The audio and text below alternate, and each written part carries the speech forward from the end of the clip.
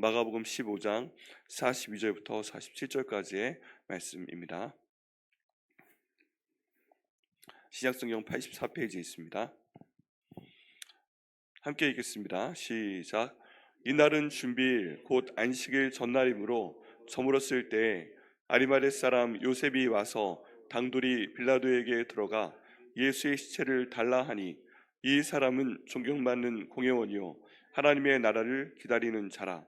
빌라도는 예수께서 벌써 죽었을까 하고 이상히 여겨 백부장을 불러 죽은 지가 오래냐 묻고 백부장에게 알아본 후에 요셉에게 시체를 내주는지라. 요셉이 세마포를 싸서 예수를 내려다가 그것으로 싸서 바위 속에 판 무덤에 넣어두고 돌을 굴려 무덤 위에 놓음에 막달라 마리아와 요새의 어머니 마리아가 예수를 둔 곳을 보더라. 아멘. 말씀 위에서 기도하시겠습니다. 하나님 아버지, 오늘 이 말씀 주님께서 저에게 주심을 감사합니다. 성령 하나님께서 이 말씀 저에게 직접 말씀하여 주옵소서. 저에게 이 말씀 선포할 수 있는 지혜를 주시고 종의 입술을 주관하여 주시옵소서. 종의 모습은 가려 주시고 하나님 말씀의 능력이 드러날 수 있도록 인도하여 주옵소서. 이 말씀 성령 하나님께서 저희 마음 가운데 새겨 주셔서 주님 믿음으로 붙들고 기도하고 응답받을 수 있는 말씀 될 수 있도록 주님 사용하여 주시옵소서. 역사하여 주시옵소서. 감사드리고 예수님의 이름으로 기도드립니다. 아멘. 성경 말씀 가운데 보면 가끔 어떤 사람에 대해서요, 미쳤구나 싶을 때가 있습니다. 왜 그러냐 하면 상식적으로 말이 안 되거든요. 상식적으로도 말이 안 되고 논리적으로도 말이 안 되고 그런 사항들이 있습니다. 왜 그러냐 하면 그 일을 만약에 하게 되면, 그 말을 하게 되면 자기의 모든 것을 다 잃어버릴 수 있기 때문에 그래요. 그런데 그 말이나 행동을 하는 이유는 그 하나님 때문에 그런 겁니다. 자기 자신의 유익을 위해서 그러는 것이 아니라 하나님을 위해서 그 말이나 그 행동을 하는 것을 보게 됩니다. 오늘 본문의 주인공은 아리마대 출신의 사람 요셉이란 사람입니다. 근데 이 사람이 그런 사람이에요. 상식적으로 생각하면 말이 안 되는 말을 하고 행동을 했어요. 그냥 미친 것 같아요. 근데 그럼에도 불구하고 성경은요, 이 사람에 대해서 기록하고 있습니다. 여러분, 저희가 그 복음서를 공부를 할 때 보면, 복음서는 마태, 마가, 누가, 요한복음이잖아요. 복음서를 공부하다 보면 이 네 사복음서가 다 예수님의 말씀을 기록했기 때문에 복음이라고 하거든요. 그런데 이 내용 중에서 어떤 책에는 기록이 되어 있고 어떤 책에는 안 되어 있는 내용이 있습니다. 요한복음에만 기록되어 있는 내용도 있고요. 어떤 경우에는 두 개의 책에 기록된 내용도 있어요. 어떤 거는 세 개 기록된 내용도 있어요. 근데 정말 모든 사람들이 알아야 되는 가장 중요한 거다 싶은 내용은 사복음서에 다 기록된 내용이 있습니다. 그런데 여기는 아리마대 사람 요셉이 예수님에 대해서 빌라도에게 요구하고 자기의 무덤에 예수님 모셨다는 얘기는 사복음서에 다 나와 있습니다. 그래서 온 세상 사람들이 복음서를 전공하는 신약학자도 뭐 다 알아야 되겠지만 아리마대 사람 요셉에 대해서 굉장히 특별하게 생각을 합니다. 왜 그러냐면 사복음서에 다 나와 있는 몇 안 되는 인물 중에 한 명이기 때문에 그렇습니다. 예수님의 12 제자를 제외하고서요. 이 사람이 한 일이 무엇인가 보면 예수님께서 돌아가신 날, 그날이 안식일 전날이므로 저물었을 때에 움직이게 됩니다. 여러분, 안식일 전날 저물었을 때에는요, 이제 쉬어야 되는 시간입니다. 유대인의 전통상 이 시간에 뭔가 하지 않습니다. 일을 하지 않습니다. 그냥 대제사장들도 예수님께서 달려 돌아가신 날이 이제 돌아가셔야 되는 날이고 그 안식일을 거룩하게 쉬면서 지내고자 하여 빌라도에게 요청을 해서 살아있는 사람들 두 강도의 다리를 일부러 꺾어서 죽이도록 요청을 하게 됩니다. 왜 그러냐 하면 안식일 전날 저녁이기 때문에 그만큼 소중한 시간이기 때문에 그래요. 그 휴식만큼은 놓치고 싶지가 않은 거예요. 얼마나 중요한 정도로 중요한 시간이냐 하면 살아있는 강도의 다리를 꺾어서 더 이상 숨을 쉬지 못하게 하는 방법을 선택하면서까지, 그걸 당연히 요구하면서까지 지키고 싶은 시간이 바로 이 안식일 전날 휴식 시간인 것입니다. 여러분, 이때 보면요, 십자가형의 그 사망의 원인은 십자가에 매달렸기 때문에 죽는 게 아닙니다. 아시는 분들은 아시겠지만 그 십자가형의 무서운 이유는 이 사람이 질식사를 통해 죽게끔 만드는 거예요. 사람이 십자가에 매달렸을 때 온몸이 착 늘어져 있는데 다리의 못을 받고 그 못 박힌 다리에 힘을 줘서 끌어올리면서 숨을 들이키고 그리고 내려가면서 훅 하고 내뱉고 이런 동작을 반복하면서 이 사람이 모든 기운을 소진하게 만드는 것입니다. 그런데 여기에서 그 다리를 부러뜨린 이유는 뭐냐 하면 다리뼈를 부러뜨리게 되면 밀어내지 못하잖아요. 그러니까 축 늘어진 상태에서 숨을 더 이상 쉬지 못하는 겁니다. 그래서 정말 고통스러운 가운데 질식해서 죽게 하는 것이 이 십자가형입니다. 그런데 말씀드린 대로 이 시간을 누리기 위해서 그 다리를 부러뜨리는 사람들이 바로 대제사장 이런 사람들이었습니다. 그리고 아리마대 사람 요셉도 바리새인이나 서기관이나 사두개인 중에 한파에 들어가 있는 사람입니다. 왜냐하면 이 아리마대 사람 요셉에 대한 설명이 밑에 나와 있는데 존경받는 공회원이다라고 나와 있습니다. 이건 그 당시에 집행기관이었던 사네드린이라는 일종의 국회의 회원인데요. 여기 있는 사람들은 바리새인이나 사두개인이나 서기관 중에 한 사람이었어야 돼요. 대제사장인 경우도 있습니다. 그러니까 성경에 대해 가장 잘 알고 그 율법에 가장 능통한 그런 사람이었고 부와 귀를 다 갖고 있는 그런 종류의 사람이었습니다. 근데 이 사람이 모든 사람들이 쉬어야 되는 그때 홀로 움직이는 것을 볼 수가 있습니다. 어떻게 보면 그때 지켜야 되는 그 일종의 규약을 홀로 깨고 있는 거예요. 가장 잘 알고 있는 사람이. 이 사람이 한 행동이 무엇입니까? 당돌이 빌라도에게 들어갑니다. 여기에 보면 문제의 핵심을 알고 있습니다. 지금 대제사장들은 어떤 마음으로 예수님 죽인 것을 이미 알고 있어요.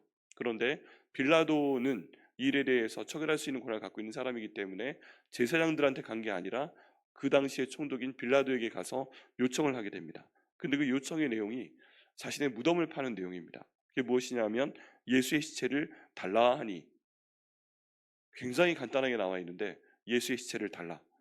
이거는요 할 수 있는 말이 아닙니다. 왜 그러냐 하면 지금 이 사람을 내가 받아가서 장사를 지내주겠다 하는 얘기입니다. 그런데 지금 예수님의 제명은 뭐냐 하면 유대인의 왕입니다. 그것도 자칭 유대인의 왕입니다. 지금 유대인의 왕은 로마 황제만이 임명할 수가 있고요. 또 유대인들이 이 사람을 신으로까지 여기는 그런 발언을 했기 때문에 지금 여기 있는 예수님은 로마 입장에서 볼 땐 엄청난 반역자입니다. 빌라도가 예수님이 죄가 없다는 것을 알고 있었다고 복음서에서 다 얘기를 하고 있어도 일단 죄목 자체는 유대인 반역자인 거예요. 로마에 있으면 안 되는 반란자인 거예요. 근데 이 사람의 시체를 달라고 한다는 것은 이 사람과 내가 한편이라는 것을 드러내는 것입니다. 보통 그 지도자를 잡게 되면 그 다음 단계는 뭐예요? 추종하는 사람들을 잡게 돼 있습니다. 샅샅이 잡아서 정말 모든 그 집안을 완전히 끝장내는 것이 로마의 방법이었습니다.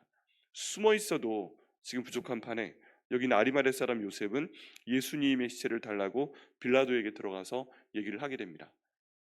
그 밑에 나와 있는 대로 존경받는 공회원이었기 때문에 빌라도를 만날 수 있는 권한까지 가질 수 있었을 것입니다. 뭐 웬만한 사람이 총독 만나달라고 하는데 만나주겠어요? 안 만나주죠. 근데 나 공회원이고 나 누굽니다 하고 평소에 안면이 있는 사람이기 때문에 빌라도가 만나주기까지 한 것입니다. 그런데 왜 이렇게까지 했는가? 왜 지금 이것이 일종의 자폭하는 언어입니다. 그냥 완전히 망하는 그런 표현인데 예수의 시체를 달라는 요청이 왜 그랬는가? 이 사람은 하나님의 나라를 기다리는 자라라고 표현하고 있습니다. 이게 모든 그 행동의 원인을 설명을 해줍니다. 이 사람이 어떤 동기를 가지고 예수의 시체를 달라고 하는가? 지금 예수의 시체를 달라고 했기 때문에 이제 사내들인 공회에서 그 회원직을 박탈당할 수 있어요. 그리고 제가 갖고 있는 모든 재산을 빼앗길 수 있어요. 그동안 있었던 모든 명예를 다 빼앗길 수 있어요. 역사적으로 보면 실제로 빼앗겼다고 합니다. 그런데 그 모든 사실을 잘 알고 있음에도 불구하고 지금 이 아리마대 사람 요셉이 예수님의 시체를 달라고 한 이유는 하나님의 나라를 기다리는 사람이었기 때문에 그렇습니다. 다른 말로 하면 예수님이 하나님의 아들임을 믿었기 때문에 지금 내 눈앞에선 죽었고 당장 부활이 되는 것 자체도 알 수 없지만 그분이 하나님의 아들임을 믿었고 하나님의 나라를 기다리는 사람이기 때문에 이분께 모든 것을 건 것입니다. 이건 사도 바울이 한 얘기랑 똑같은 거예요. 사도 바울도 엄청난 사람이었습니다. 사도 바울도 그 당시에 여기 이스라엘 가운데 있었던 1000명 단위 학생 2명을 받는 가장 훌륭한 국제학교와 또 유대인 학교 중에 유대인 학교에서 공부했던 사람이고요. 가말리엘이라는 그 유대인 학자의 그 수제자였고요. 그리고 로마 시민권자였고요. 여러 가지 유익을 많이 갖고 있는 그런 사람이었음에도 불구하고 예수님을 선택하기 위해서 이 모든 것을 똥으로 여겼다라고 얘기를 하고 있습니다. 똥으로 여겼다. 참 대단한 얘기인데요. 배설물로 번역이 되어 있지만 그냥 원어로 보면 똥 그 자체입니다. 예수님을 위해서 모든 걸 포기한 사람이 사도 바울도 있는데 여기 지금 아리마대 사람 요셉도 있는 것입니다. 왜 그러냐면 사도 바울도 그렇고 여기 있는 아리마대 사람 요셉도 그렇고 하나님의 나라를 기다리기 때문에 자신의 모든 것을 걸었다는 것입니다. 그런데 여기 있는 아리마대 사람 요셉이 조금 더 그 깊이 있는 믿음을 갖고 있다고 저는 믿습니다. 왜 그러냐면 사도 바울 같은 경우에는 다메섹 도상에서 부활하신 예수님을 만난 사람이잖아요. 그렇기 때문에 예수님이 부활하셨구나. 부활하신 예수님의 존재를 보고서 그분께 모든 것을 건 겁니다. 그렇기 때문에 사도 바울은 좀 더 이해가 돼요. 그 사람의 모든 것을 왜 버릴 수 있었는지. 근데 지금 여기 있는 아리마대 사람 요셉은 예수님의 부활을 보지 못했습니다. 이대로 돌아가신 거예요. 끝났다고 볼 수 있어요. 근데 그럼에도 불구하고 이분의 장사를 치르기 위해서 자신의 모든 것을 거는 것을 보게 됩니다. 예수님의 부활을 받는지 못 받는지 몰라요. 성경에 나와 있지 않아요. 일단 나중에 알게는 됐겠죠. 근데 그런 상황 가운데 자신의 모든 것을 바꾸게 됩니다. 빌라도가 뜻밖의 반응을 보입니다. 아, 그럼 네가 예수를 추종하던 그 사람이었어? 그런 사람들 중에 하나였어? 이런 배신자, 너 그렇게 안 봤는데. 이렇게 나오는 게 아니라 빌라도가 질문을 던집니다. 예수께서 벌써 죽었어? 하고 백부장을 불러서 죽은 지가 얼마나 오래됐나 하고 알아보게 됩니다. 그리고 알아본 후에 요셉에게 그 시체를 내어주게 됩니다. 성경에 보면 빌라도도 예수님께서 죄가 없다는 걸 알고 있었기 때문에 거기에 대해서 마음의 문을 어느 정도 열고 이것을 허용한 것으로 보입니다. 그런데 그 다음에 요셉이 한 행동도요, 기가 막힙니다. 요셉이 공의회의 회원이었고 부를 갖고 있고 귀를 갖고 있는 사람이었습니다. 지금 요셉이 예수님께 제공한 것은 바위 가운데 뚫려 있는 무덤인 거예요. 그것도 아무도 사용한 적이 없는 그런 무덤입니다. 요즘에도 그런 무덤을 하나 파기 위해서는 비싸겠죠. 근데 이 당시에도 이런 무덤을 미리 준비해 놓는 사람들은 부유한 사람들이었습니다. 많은 돈을 들였을 것입니다. 그런데 그 자기의 무덤을 선뜻 예수님께 드리려고 한 것입니다. 그러면 저희가 알 수 있는 것은 이 사람이 부자이구나. 이 사람이 부자이면 집에 하인이 있겠구나. 이런 생각들을 할 수가 있습니다. 근데 성경 가운데 보게 되면 요셉이 십자가상에 달린 예수님을 내리기 위해서 하인들을 시켰다라는 표현이 없습니다. 여기에 보면 아리마대 사람 요셉이 세마포를 사서 예수를 내려다가 그것으로 싸서 바위 속에 판 무덤에 넣어두고 돌을 굴려 무덤 위에 무덤 문에 놓음에라고 기록하고 있습니다. 여기 있는 주어가 다 아리마대 사람 요셉이에요. 단수예요. 즉 다른 하인들에게 시켜서 이 모든 것들을 했다기보다는 가장 중요한 일을 자기가 직접 다 하고 그 다음 하인들은 보조하는 역할 정도로 두었다는 것입니다. 그만큼 예우를 했다는 것이죠. 그리고 이 모든 것을 누가 보고 있는 것을 알아요? 로마 군병들이 보고 있는 것을 뻔히 알고 있고 대제사장과 서기관 바리새인 예수님 죽인 사람들이 그 모든 것을 감시하고 있다는 것을 잘 알고 있습니다. 그런데 그럼에도 불구하고 본인이 직접 이 모든 것들을 다 합니다. 보통 이런 일 있을 경우에 앞에 그 다른 사람들이 하게끔 하고 자기는 숨어 있어도 되잖아요. 그런데 전혀 숨어 있을 마음이 없이 이 모든 것들을 드러내서 하는 것을 보게 됩니다. 그리고 성경에서 그것 때문에 요 몇 구절 사이에 요셉이란 이름이 몇 번이나 반복돼서 나오는 걸 볼 수가 있습니다. 이 내용을 읽어보면요, 이 요셉의 이름이 저희 마음 가운데도 강일이 되지만 성령께서 이 구절을 적으실 때 얼마나 요셉의 이름을 강조하며 정성스럽게 이 본문 가운데 넣어두었나를 알 수가 있습니다. 그리고 막달라 마리아와 요셉의 어머니 마리아가 예수의 둔 곳을 보더라라고 되어 있습니다.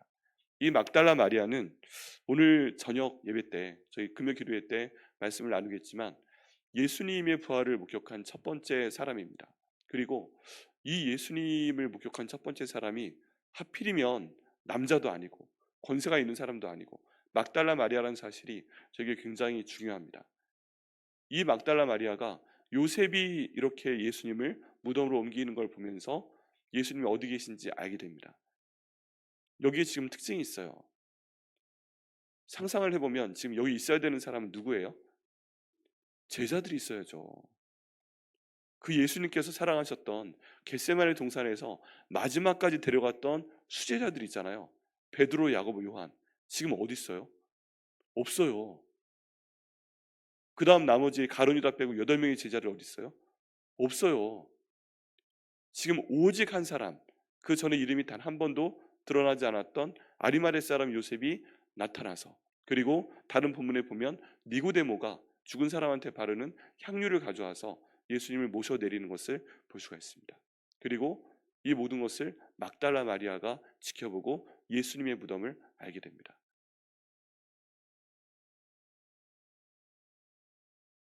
이런 내용들을 볼 때요, 우리가 어떤 사람에게 무엇을 기대합니다. 베드로, 네가 여기 있어야지. 야고보, 이거 네가 해야지. 요한, 네가 예수님 지금 위에서 모셔 내려야지. 그리고 너희가 지금 돈이 없어도 모든 돈을 모아서라도 예수님이 돌아가셨을 때 모실 만한 무덤을 봐놨어야지. 이런 생각이 들지 않으세요? 지금 이 사람들이 보는 현실은 우리가 섬기는 예수님이 십자가에 돌아가셨다 라는 내용이지, 돌아가신 이후에 그럼 저분의 시체를 어디에 모시지? 이런 생각을 한 제자가 아무도 없다는 얘기예요. 이런 생각을 하지 않은 이유를 긍정적으로 생각을 하면, 예수님께서는 돌아가신 다음에 사흘 있다가 어디 계신지 부활하실 거니까 라고 믿을 수도 있죠. 그런데 전혀 그렇지 않습니다. 이 당시에 십자가형에 못 박힌 이런 죄수들은요, 무덤에 모시지 않습니다. 그 바로 뒤편에, 골고다 언덕 뒤편에 굉장히 큰 그 구덩이가 있었고요, 거기에 그냥 던져 넣습니다. 그런 상태에서 그 이스라엘에 온다면 사흘 정도가 되면 얼굴 형체를 알아볼 수가 없을 정도로 다 문드러지게 되어 있습니다. 그런 상황 가운데서 이 제자들은 예수님의 시체를 모셔야 되겠다, 그걸 위해서 무덤을 준비해야 되겠다, 이런 생각조차 못하고 있었다는 것입니다. 그냥 사라졌어요. 없어요. 가장 큰 사랑을 받고 가장 일을 수행해야 되는 사람들이. 그런데 하나님이 아리마대 사람 요셉을 예비하셨고, 또 이 그 아리마대 사람 요셉은 그 마음 가운데 순종해서 일을 하는 것을 보게 됩니다. 거기에 대한 보상은 무엇일까요? 아리마대 사람 요셉이 정확히 그 뒤에 어떻게 되었다 하는 내용에 대해서는 여러 가지 설이 있습니다. 그런데 그 설은 일단 설로 끝나는 것이고 긍정적으로 끝납니다. 잘 되었다. 아리마대 사람 요셉이 하나의 그 기독교 일종의 종파를 만들게 되어서 그 시조가 되어서 또 내려오는 신앙의 그 가문을 만들어냈다. 일파를 만들어냈다. 그런 쪽으로 진행이 됩니다. 그런데 그 내용들은 성경에 나와 있지는 않잖아요. 성경에 있는 내용만을 가지고 보면 그 많은 사람들의 이름 가운데서 이 중요한 순간에 아리마렛 사람 요셉의 이름이 성경책에 있다는 것이 가장 중요합니다. 그것도 마태, 마가, 누가, 요한복음, 사복음서에 있다는 것이 가장 중요합니다. 그리고 그렇기 때문에 이 사람의 이름은 생명책에 있을 수밖에 없다라는 것이 가장 중요합니다. 그렇기 때문에 이 사람은 하나님께 놀라운 상을 받았을 것이다, 그럴 수밖에 없다, 제가 확신할 수밖에 없는 것이 정말 중요합니다. 성경에 보면 가끔 아리까리한 사람이 있습니다. 이 사람이 예수님 편에 있었는데 과연 구원 받았을까? 가룟 유다 천국 가면 볼 수 있을까? 뭐 이런저런 생각이 들잖아요.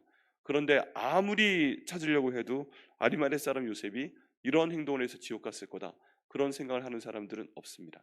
왜냐하면 본문에 이렇게 강조가 되어 있기 때문에 그렇습니다.